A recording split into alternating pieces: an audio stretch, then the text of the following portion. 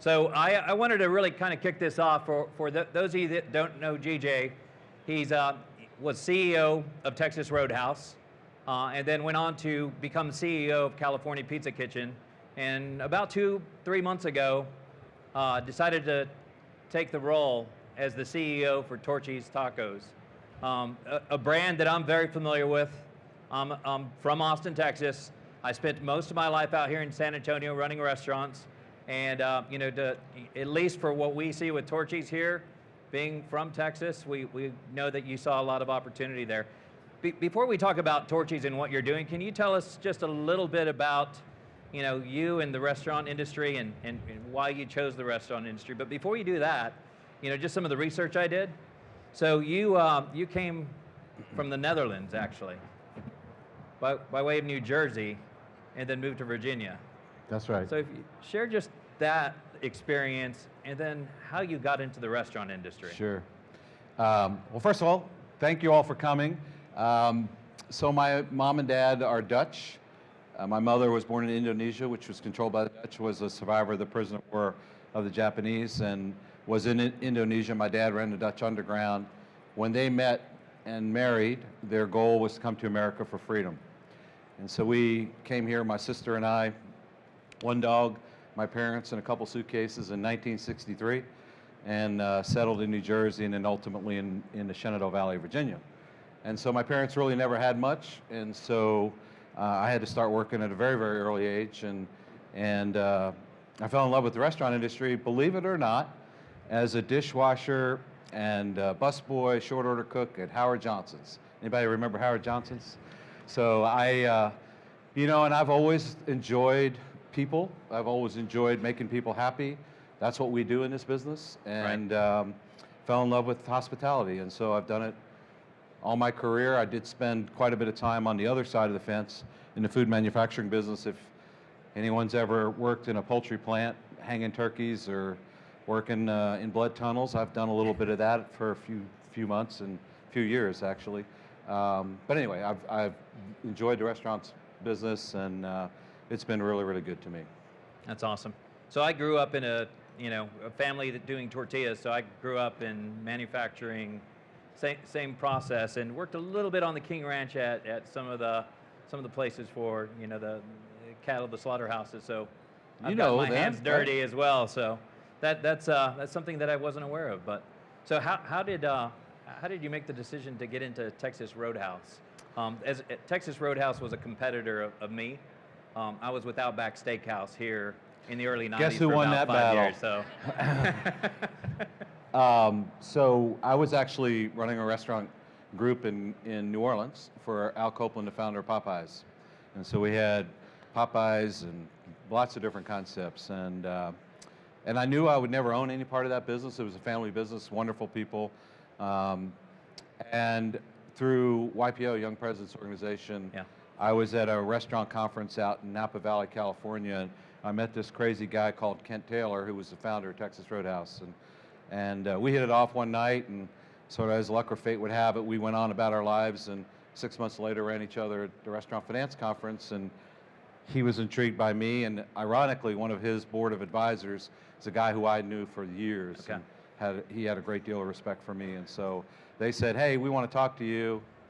And then that was a hard decision, going from New Orleans, Louisiana, you know, and doing really, really well financially, to really stepping back, because the company was very, very small. In fact, really couldn't afford to pay a CEO at the time, and that was the best decision I ever made. So went to Louisville, Kentucky, and we built the company, and the company today we took it public in 2004. Yeah. And today, as you guys know, it's a company, it's doing extremely well, 500 plus restaurants, about $5 billion worth of valuation. So fortunately for me, I still have some Texas Roadhouses and throughout the years that they operate for me.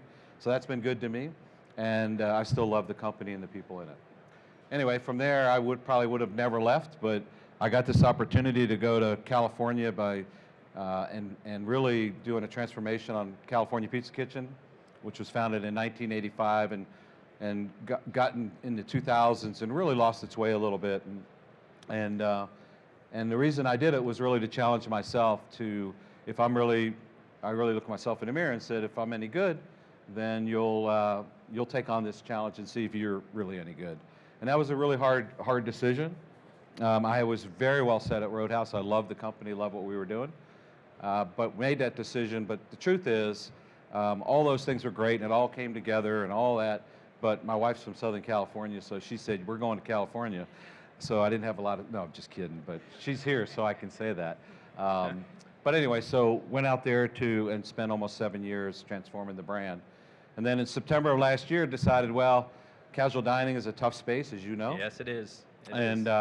We had done a tremendous amount of good work and still doing great work, and I just decided with 2 grandkids, 2 on the way, I was going to settle down and slow down a bit. I'm not one to slow down much, although my wife and I talked about it and said, all right, well, maybe I could help some small companies and sit on boards, which I do, and so I made that announcement in September, and we were trying to find a replacement for me, and then long about November, I met the folks from Torchy's, and Farrell and Rebecca are over here, 2 of the founders of Torchy's, and Mike, and went to my first Torchy's and knew of Torchy's and fell in love with the people, the food, and just said, this is something really special. And so I think the week that I was formally announced I was, quote, retiring, 2 days later, the announcement was, oh, he's CEO of Torchy's. So we're happy to be here, happy to invest in the company too, and we're off to some exciting times. I will say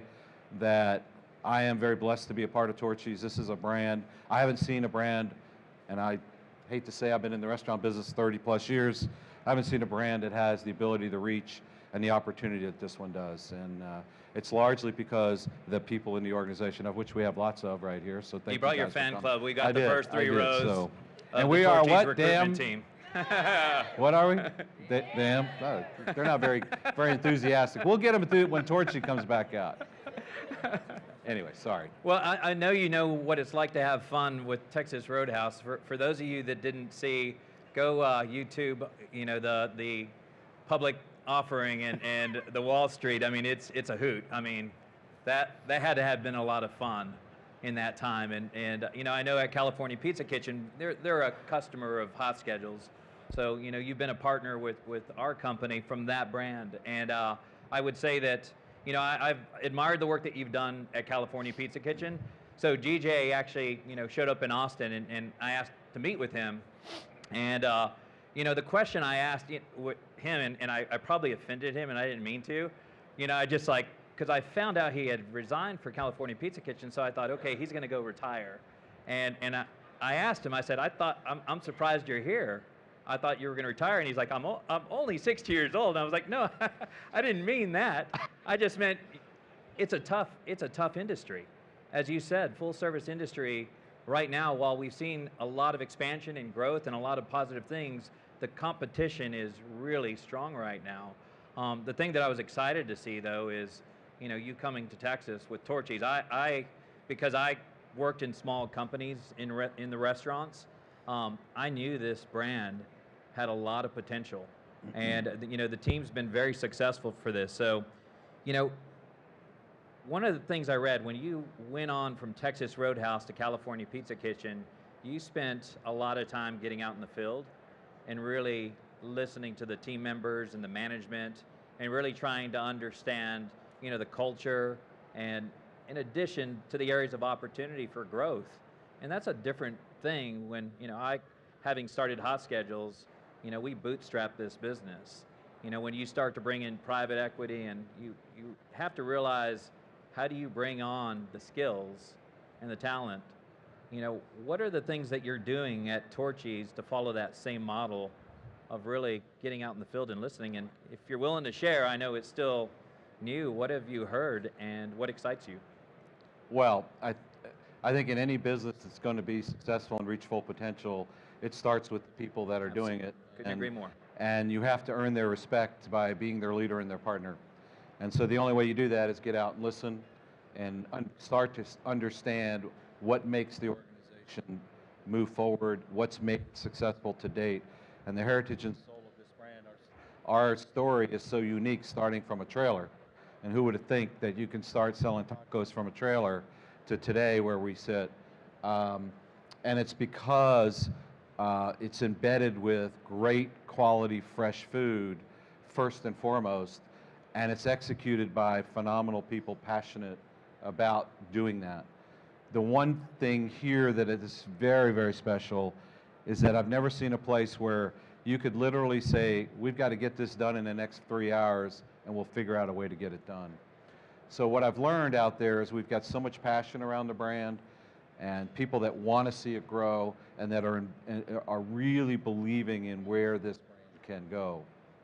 In terms of what all that looks like is to get everyone's voice to start to build what it is that we value as an organization, and what it is to be able to make decisions as you move forward. So many organizations forget about the fact that you have to get aligned on a singular focus, which is the mission and vision of the company and the purpose of the company. So you have to answer the question, why? Why Torchy's? Why now? Why are we important? What are we going to do? And how are we going to do it? And then we're going to do it how, with what values? And so what we're doing right now is really starting to understand what those values should look like. Right. And what are those words that embed within the organization that move us forward, so that one day when we're 500 restaurants or 1,000 restaurants and we're somewhere outside of Texas, Oklahoma, or Colorado, which we will be shortly, we have folks that can make decisions based on those values. And that's embedded into the organization by the people in the organization, and I am their partner and their conduit to be able to help spread that word by getting out in the field and talking about it. And that's the process we're in right now. In fact, Friday we just did it with our teams at our headquarters office, and we've done some of this work with our operators already. We're getting ready to do it with all our operators. And then once we do that, then, by the way, there's nothing new there. It's just taking the heritage and soul of the brand, really encapsulating that and making it our rallying cry, which our rallying cry being damn good. It's really taking that and exploiting it out into the system, and internally being focused on, if we can create an environment where our people are happy, they're happy to come to work, they're happy to do what they do, to support each other in the spirit of partnership, then we will take care of our guests. And when we do that, we'll continue to grow successfully.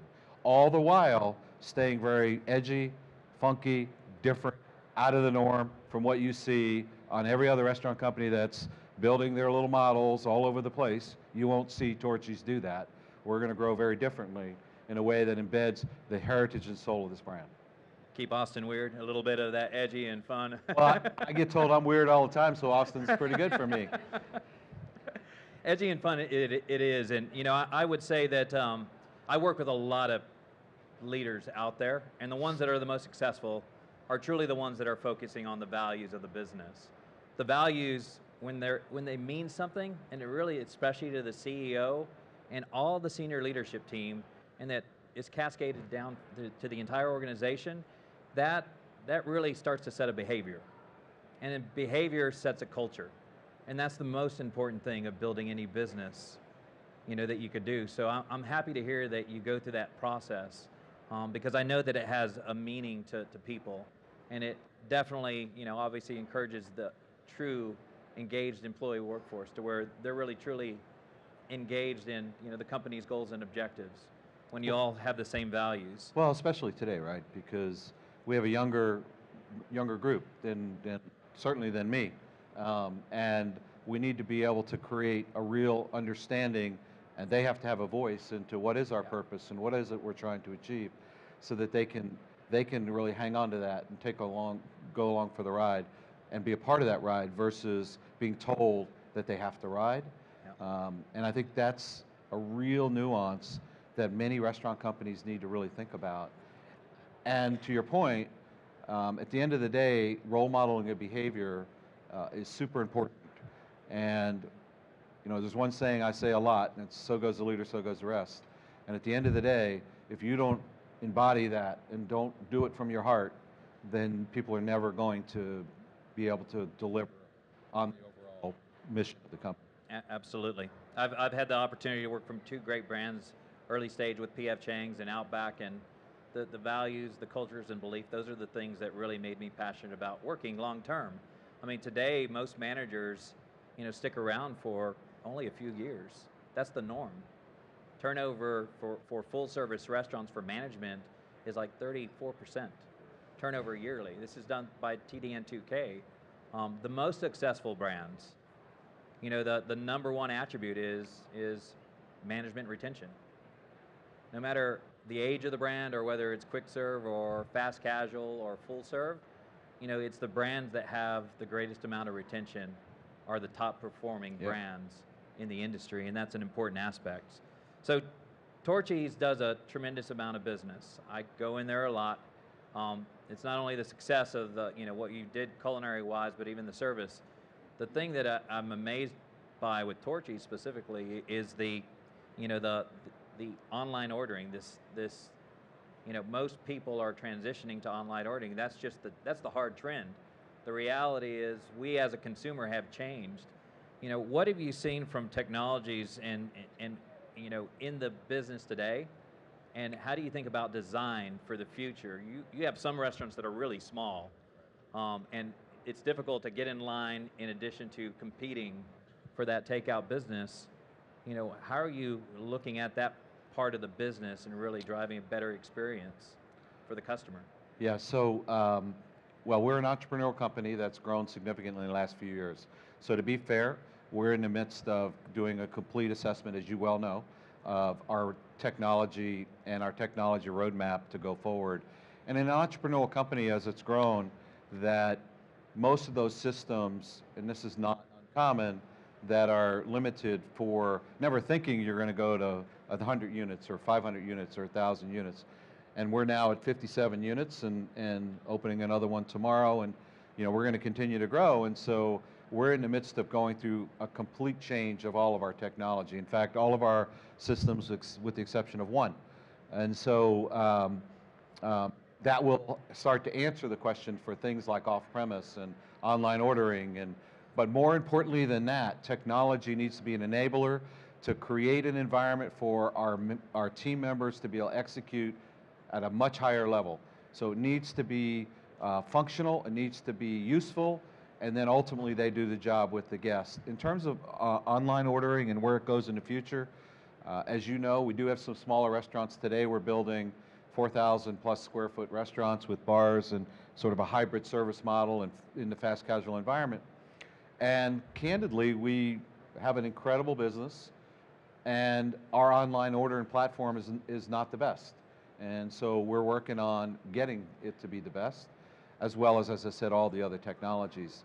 I think as we look 3 years, 5 years down the road, and we are doing that now as we do this change, what's next for Torchy's is I would suggest that restaurants will probably be a little smaller. I would suggest off-premise will continue to grow. It will. I've actually said that I think off-premise could easily hit 50% of our business and even higher in some locations down the road. And so we need to be prepared for that. And we need to use technology to help make our job easier so that we can execute. So cook time, speed of service is a challenge because we do have we're very blessed to have a big business, and so speed of service is something that we need to work on. Technology will be a way to help us. Technology will be a way to help us that if you come in and with 3 business partners and you want another taco, that you can do it without waiting in that line. We need to get there, and we will get there. And all of this being not that technology is this cool thing, it's that technology keeps us, on the edge and keeps us being efficient and in a place so that the experience you get at Torchy's is one that you want to do over and over and over again. We have very high frequencies, so technology needs to play that role for us, and that's what our goal will be. It's good to hear you're building bigger restaurants, because I would say that the lines are long, and that's, as you said, blessed. People that wait or even call in an order, and that's an important aspect. And I can imagine there's a lot of independent restaurateurs as well as some of the chains out there. As chains are growing, this is the trend that we're seeing. The consumer habits have changed. People are I always think the industry has grown so much. Are people looking just to eat, or are they looking for an experience? And I would say that things have changed to where more restaurants they're just trying to get a good meal and get it fast on their terms. So that there's some of the aspects that you have to consider in creating a better experience for the customer, even if it's off-prem. And some of the technology does enable this. I agree it's not about being cool. It's about just enabling it and creating that better customer experience. We follow that a lot, with what we're doing and focused on productivity. And, we're trying to figure out where's the industry going on automation and robotics and things. If you think about the banking industry 15, 20 years ago, when you went to cash a check, you'd have 15 to 20 tellers that are sitting there to wait to give you cash. Since the rise of the ATM, everybody thought it was going to be to the detriment of the banking industry. The reality is that they had more margins to go and make investments in more banks, and now they're on every street corner and every supermarket. What they did was take away the menial task to create a higher skill set to focus on a better experience. So, I think about that with the restaurant industry. When we think about the infusion of technology, it's not about taking away jobs. It's taking away menial things that nobody likes doing, so they can focus on the high skill things like interaction, engagement, development, things of that nature. So, I'm curious where you land just on that, thinking about the customer and serving, creating that experience. And I agree with you, going 50%, I wouldn't doubt in some locations, especially as you look, in the urban market, where you're starting to see that expansion. Well, I think when you look at off-premise business, the fact is it's here to stay. And way I look at it is people want what they want, where they want it, when they want it, Absolutely. How they want it, and we need to adapt to that, period. That's the off-premise experience. I think the in-restaurant experience needs to be exactly that. And the engagement, there will be a turn, in my opinion, that, I don't have my phone right here, but this phone device will be significantly different in 10 years. And I would suggest that people are going to come full circle and want to engage with each other again. And so I think we in the restaurant space have the ability, through food, to make a difference in that environment. And so we need to bear that in mind on the in-restaurant experience, Right. and create something unique enough that in every restaurant, not everyone being stamped the same, that people can hang on to. And then they get to know their team. You said something earlier that's fascinating, and for those of you probably know some of this, but if you can keep a restaurant management team together for 2 years, after 2 years, the performance of that restaurant goes over 50%, goes up 50%. So the more you can get a team in a spirit of partnership and actually make them a part of, if you will, not technically ownership, but effectively feel like owners, that translates into how they coach and work with their team with those core values. Absolutely. That ultimately reduce turnover and engagement with the guests. And therefore, hey, David, you're coming in for your time. I know exactly what you have, and we can give you that experience. And I would suggest those two are bifurcated, will continue to be so, but we cannot lose sight of that engagement and experience. And you only do that by creating an environment where people want to be, meaning team members want to be a part of this company. And the reason they want to be a part of this company is because we're cool, we're different, we are accepting of others, and all those kind of things. And if we do that in a very genuine way, then I think we'll continue to have success. And I think restaurant companies are struggling with how does all that fit into be? And certainly casual dining is struggling with that. So there's no easy answers. The good news is we've got such a great head start, Right. with a brand that is phenomenally fresh, made from scratch food, to really cool people and a cool environment. So not to be a pitch for Torchy's, but it is a very cool place to be, and we're going to continue to hold that dear. The focus and just reading about how Mike and the team focused on being different is okay. And we work with a lot of chain restaurants, and at a lot of these conferences, I'm now seeing that diversity and the focus of it's okay to hire people with tattoos and things. That was an aspect that a lot of these chains just didn't accept, but they realized that talent pool was out there, and that you had to be accepting of everyone when you're looking for employment and have that diversity in your business. The focus on the investments your team makes. Mike's and I'm sure it's a lot of the team that came with this, but even some of the charities, MD Anderson and things that they've focused on very deliberately, I'm sure, in addition to the focus on everything being coming from renewable, to where they think about the environment, they think about the workers, You know, that's got to be refreshing from you coming from bigger chains. That maybe that was a struggle to determine how accepting do we want to be, and you know, of everyone else. Is that kind of fun to just come in and understand that we're all human beings, and you know, looking for talented people that others would probably turn away?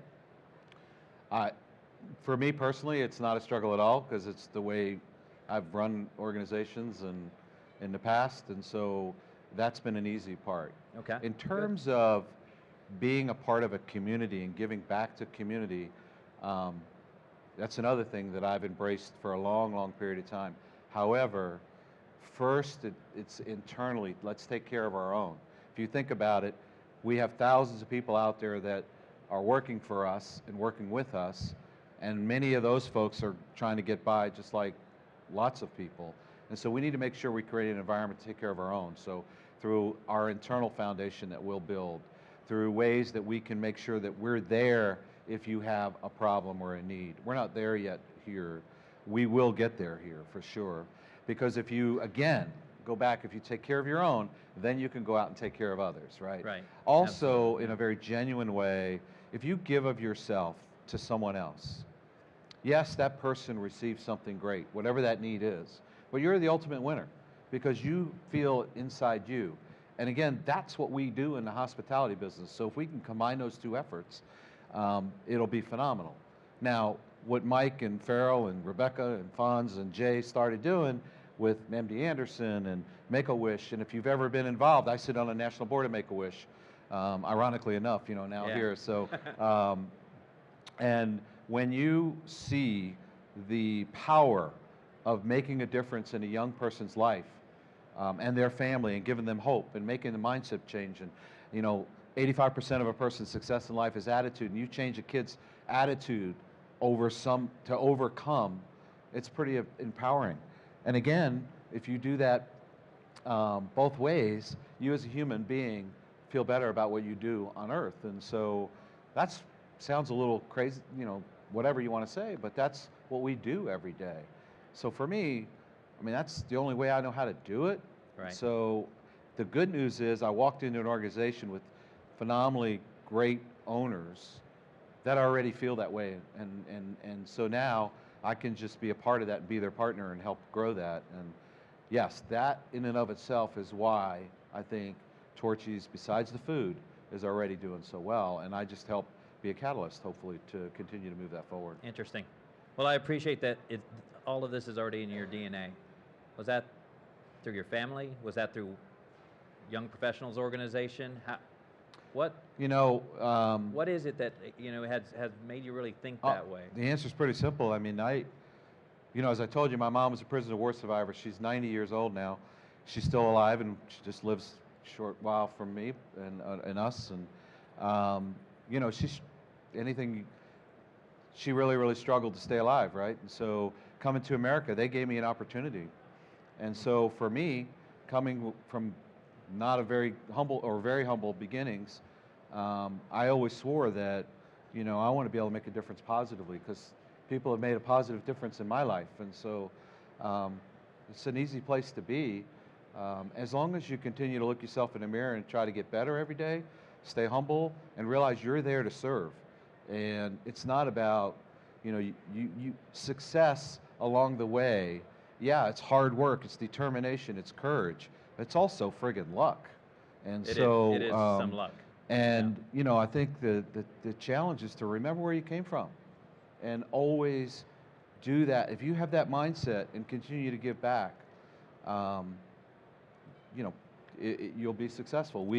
My wife and I named a school at James Madison University, where I went to school, the first hospitality school, or first named school in the history of the university. We didn't do that because we wanted our name. In fact, we didn't want our name, but President of the University convinced us on it. The point is we want to help young people to be able to be successful in the world of hospitality. And, you know, I don't think we as an industry do enough to be able to help develop and realize there's opportunities to be doing what I'm doing today.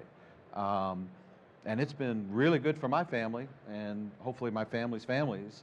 Right. And you can do that if you remember where you came from. I appreciate that very much. You know, with Torchy's, you know, as I was thinking this, Torchy's Taco, the name is very like California Pizza Kitchen, where your main, you know, dish is in your name. How important is, you know, menu innovation, and can we see more than just, you know, and not just, I know that tacos is the main thing, but are we gonna expect to see more than tacos start to really We're change? working on putting steak on the menu. Is that okay? Just kidding. That's gonna be funny. You know, I'm glad let me said separate just it kidding. out. First of all, Torchy's Tacos. Tacos is our business today. We will stay very focused. There is a ton of innovation within tacos. I mean, that's to be candid, that's how why I'm even sitting here, because what Mike's created, right? And very unique flavors, very unique ingredients in a very unique way. Innovation comes in many, many different ways, and we have actually set the company up to be thinking about, I just mentioned off premise, but innovation on multiple levels as we move forward. So it can be beverage innovation, and I don't mean just alcoholic beverages, non-alcoholic beverages, to create things in our way, the Torchy's way of being, you know, very edgy and different. Innovation can come in forms of what ingredients we use in tacos. I don't see us today thinking about, like in CPK's case, pizza was in the middle name, but pizzas were, very few people know this, it was less than 23% of the product mix of CPK. So menu innovation was easier to do in terms of outside of pizzas, right? In the case of Torchy's, that's not the case. Tacos is our business. It's, you know, it's our product mix for the most part, beverage and a little bit of burritos, but not very much. And we have one salad on the menu. So I don't see us necessarily changing that dramatically, because focus is important at this young age of our organization, and to keep people very much focused on what it is we do. But I will say, we've set ourselves up. We've just opened up an R&D center. We've got folks, some of the original Mike and Jay are working with the team there to think about what do we need to do down the road. And innovation comes in the form that the caveat, the line in the sand that we have is that we need to be more genuine, we need to raise the level of ingredients, and we need to raise the level of execution, and food quality can only go up, which, oh, by the way, is pretty hard when you're already pretty good, like we are. And so I can walk in and say that, you know, like, hey, we're pretty good, we got to get better. And if, as long as we keep that mindset, we'll continue to do well. The day we start saying, well, we're damn good in terms of in our own mind, because damn good didn't come from us, it came from guests. Right. And so we need to remember that, and as long as our mission is to really honor that as we move forward, we'll continue to have success. So innovation comes in many, many different ways. And by the way, innovation is also around our people. Is what's the environment we want our people to work in? How does hospitality manifest itself? How does a hybrid service model come into play? How does the queue line down the road look in perspective to what we're doing off premise, or what we're doing, we have full service in the bar. So there's lots of things we are thinking about when we talk about innovation, and I haven't even mentioned catering, off premise, how do we tie the trailer in? All those kind of things. So as you can tell, I get excited about this stuff, so I could keep on going, but a lot of opportunity there. The big thing is just making sure we stay focused, create those priorities for our team members rooted in those core values. The men and women in the kitchen of thinking about the complexity of some of the, you know, the tacos, the monthly, you know, the change in monthly of the innovation. Today you have for July, it's a the lobster. Main squeeze, lobster. Anybody had it? If you haven't had it, Torchy will give you a gift amazing. card and you can go try it. How's that for commercial? Am I allowed to do that? You are. Okay. You're absolutely allowed to do that. But I mean, as you think through that of you know, it's very complex to have a change every month as you start to expand and grow of thinking about the ordering, thinking about, and you will sell out at some times in those monthly tacos to where you and that's probably okay, right? Yeah. I mean, you don't want to do that. You want to continue to, but the fact is we have a lot of ways that we can further create that excitement within the brand, because we do have so many products that we could bring to market through our Taco of the Month program or other things down the road. You're right. It's very, very hard. It's hard at 57 restaurants. Right. It's going to get harder at 100, 150, 200 and onward. But again, creating a great foundation amongst the people and believing in what we do, I think and we'll do fine with that. Combined by, as I mentioned, systems, technology, information use, and data as a component on making answers or answering the questions will help us down the road. And to be honest, going back to technology a little bit, is if we can create those environments where our operators spend more time focused on delivering that experience versus having to do that stuff that you have to do, administrative stuff, it will make that easier. So I think overall, I think we're setting ourselves up down the road to be able to do that. And who knows, we may end up having regional tacos of the month down the road. You know, we're going to be a national company, and I think we can be an international company as we go forward. I can see that. Absolutely. So, you know, one of the things I told you that my family started a tortilla business, and I grew up in a tortilla manufacturing plant. So I know a really good tortilla, homemade. Are y'all going to change that process? Or are you going to continue to work with outside vendors? You know, we have a great tortilla today for sure. We are, as I just challenged, everything goes up from here. Yeah, we're working right now to try to deliver a fresh experience in every restaurant. We're not there yet. We think we can get there.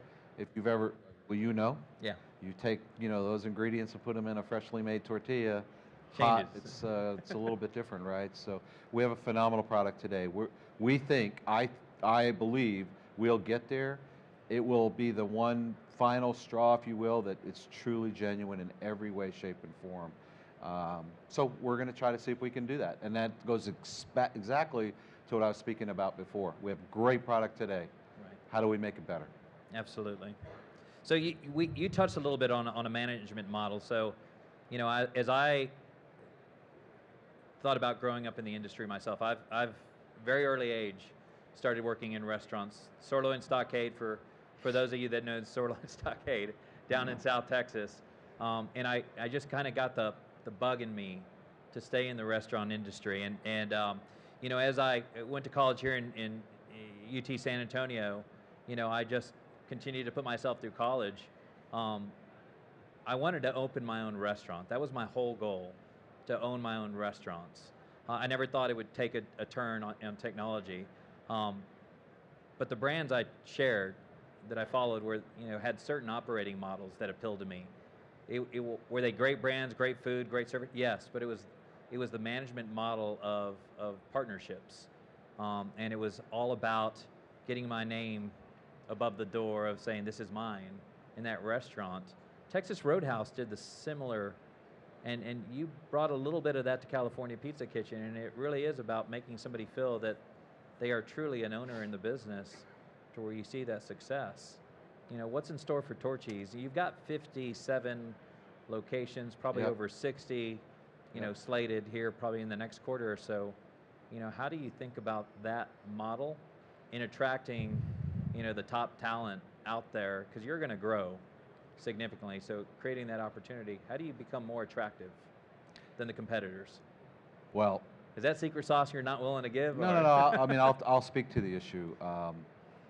If you think about the average small business in America, I can assure you it is significantly smaller than one of our restaurants. And yet we hire people to be our team member to run that restaurant. And they get paid a salary and some bonus to do that.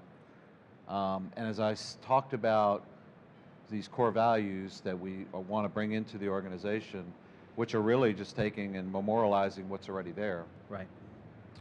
I'm a firm believer that what sets you apart is that sense of ownership and pride, and of being a part of something special, and that you get rewarded for such.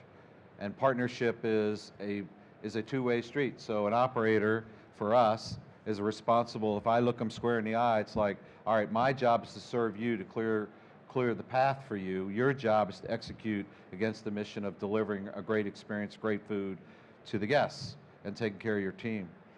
I don't believe you can do that any other way, effectively, efficiently, and reach full potential without the spirit of partnership. So what's in store for Torchy's is something very similar, and that's our plan.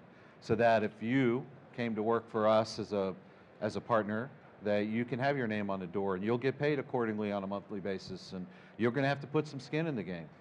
Yeah. But you'll want to put that skin in the game. And if you candidly, skin in the game is an important Absolutely piece. it is. And I think too many businesses just get into this mindset of, all right, David, you had 15 years experience at Outback, and we bring you in and say, forget all that stuff, and we're going to teach you your way, our way. I don't think that's the most effective. What's more effective is we bring you in, you're a partner, we respect your experience, you respect what we do, you combine those two together by creating an environment where you can thrive with guardrails. We all learn, we all rise, everything gets better. And that's where we're headed. If you look at the great restaurant companies today that really have stood the test of time, they're committed to their people in an ownership mentality, creating that environment. Chick-fil-A, I'll go down the list, right? Texas Roadhouse, go down the list. P.F. Chang's, Outback Yeah, Steakhouse. well, but Outback changed. They did. They did. They did change. And so, we were competitive in the 90s. yes, for sure. Here I was, an Australian steakhouse in Texas, competing with Texas Roadhouse. It's all good. No, I mean, Outback, you're right, though. P.F. Chang's in the heyday. Yeah. They went away from it. Yeah. Outback was one of the first and did a phenomenal job of it, no question. The point is that I think if I can help be a catalyst to create an environment where people, to your point, most people that will get in this business think, I want to own my own restaurant, I want to do my own thing, I want to have my own thing. And 98% of them fail. Yeah. Now you create a brand that we've got already, this great work. You create an environment where we provide the services, set you up for success through products like yours. Then all of a sudden you have to put some skin in the game, but we have this agreement, you're going to run this restaurant for X period of time, and you're going to get to people. You're going to care more, you're going to train more. Absolutely. You're going to create an environment where you get up every morning, you have a storm, guess what? You'll be the first person there instead of, I'll worry about it tomorrow. So that, to me, in this business is hard. And I think if you create that environment, people will get into it, and they're competitive, and they'll be successful long term. Yeah. We are building a more. brand to be able to stand the test of time, and the only way you do that is by everyone feeling like they understand their voice, they understand where they fit, and they understand that they're a part of the success and/or struggles of an organization. You know, your credentials speak for themselves, and you've done great things, man. So congratulations. I really admire you a great deal, and I know I always talk about emotional intelligence, with our team and our leadership team, and I've been to your conferences, and there's an emotional, not to pardon the pun, but it has heart, of like where people, like I sat through conferences where this man has started and people are crying in the in the audience. They Is that 'cause literally I made are him sad? emotionally, like just because there's a connection there that you that you can draw from that team. What's your proudest moment in working in restaurants? My proudest moment is when you create an internal foundation that takes care of your own, and that you can literally turn around a person who's desperate and change their life in a matter of hours. What do I mean by that? In the last two companies, we created internal foundations. Not to compare, but at Texas Roadhouse, we started an internal foundation that was seed funded, and we seed funded it, and then built upon itself, and today helps thousands of employees a year. And then ultimately did a capital campaign to fund one restaurant that today all the profits in perpetuity will take care of employees. Those proudest moments are being the catalyst to help make that happen. We did the same at CPK. Today, it helps hundreds and hundreds of people. And it started where you create a fund where people helping each other and understanding. And once people start to see how you can help each other, back to my whole theme here, you sit back and watch that, then you know that you're building a great organization. So my proudest moment is being able to facilitate that, create that environment where people want to do that, and you create an environment where all of a sudden it feeds on itself. So instead of a need that you can only have X dollars as a limit because you don't have enough money in the fund, to where it becomes unlimited. So if you had a crisis and we can get you a check in 24 hours. Those are my proudest moments, because I sit back and look and say, that's creating real impact long-term on people's lives, and that's what we do. And you know, if we get that part right, and I'm sorry to be a broken record, no. then the thousands of guests we serve in every restaurant, people will just have that connection internally that'll be, you know, manifested itself externally. And I hate to say it, proof's in the pudding in those concepts. So, you know, and I was just a catalyst, and so I'm really proud of being a part of that. JJ, it's been a pleasure. You know, I know there's been great things with Torchy's. I know there's going to be many great things to come. I see a lot of opportunity, a lot of growth from your teams, and I really appreciate you spending time with us on a Sunday. For sure. Heather, I appreciate you coming out here as well. You know, so I've been married for 20 years. I know, you know, what the spouse goes through for somebody that's married into this business, and because you put your blood, sweat, and tears into this, and it takes a good partner, you know, to Amen to that. keep you grounded. I know we're up at time here. Do we have one question, two questions? Time for it? 1 minute. We got one question. Who's the fastest draw in San Antonio? Down to the back over there, please.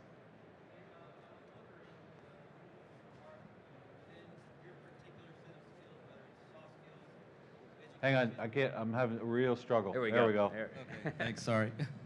I was just wondering, within your own personal set of skills, whether it was education, experience, or soft skills, were instrumental in you achieving a C-level position? Yeah, so for me, I would tell you is I had a leader once that really taught me everything what not to do.